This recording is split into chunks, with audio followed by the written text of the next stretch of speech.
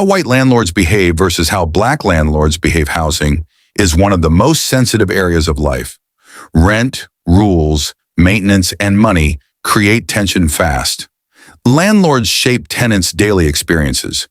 But do cultural backgrounds influence management style? Let's explore the differences people often talk about. Some tenants say white landlords tend to operate strictly by contract.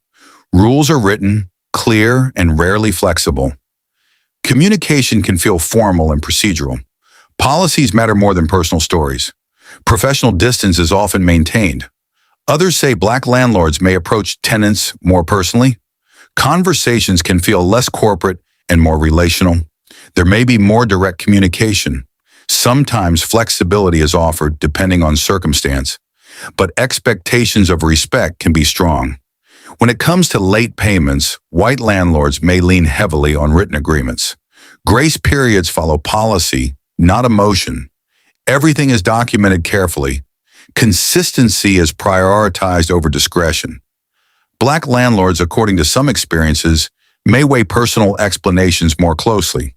If there's a relationship, flexibility can happen. But once trust is broken, firmness can increase quickly. Respect in many cases becomes central. Maintenance requests can reveal another difference. White landlords may rely on third-party contractors. Repairs are scheduled through systems and timelines. Black landlords might be more hands-on or locally connected.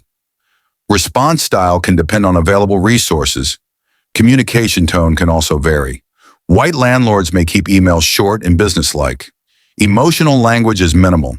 Black landlords may be more expressive and direct. Tone can feel warmer or more intense. Expectations of tenant behavior differ too. White landlords may emphasize property condition and legal compliance. Black landlords may emphasize respect and relationship. Both value responsibility, but the emphasis can feel culturally distinct. Background and upbringing play a role.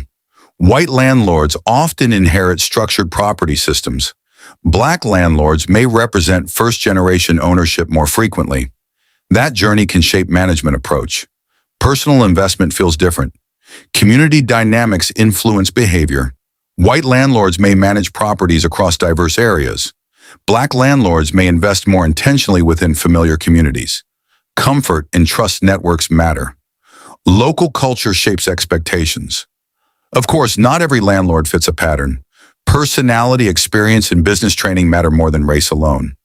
Good landlords and difficult landlords exist everywhere. Overgeneralizing can blur individual differences, but patterns still fuel conversation. So how do white landlords behave versus black landlords? Some see structure versus flexibility. Others see professionalism versus personal connection. The real question might be this: are these racial differences or reflections of background, economics, and experience? And how much does perception shape the story? There's also a generational factor at play. Some white landlords come from long-established property traditions. Systems were already in place before they stepped in. Some black landlords are navigating ownership as pioneers. That difference can influence risk tolerance in decision-making, and tenants bring expectations into the equation too. Some expect strict professionalism, others expect understanding and flexibility. When expectations clash with management style, it can feel personal, even when it's just business. Perception often shapes the story more than policy.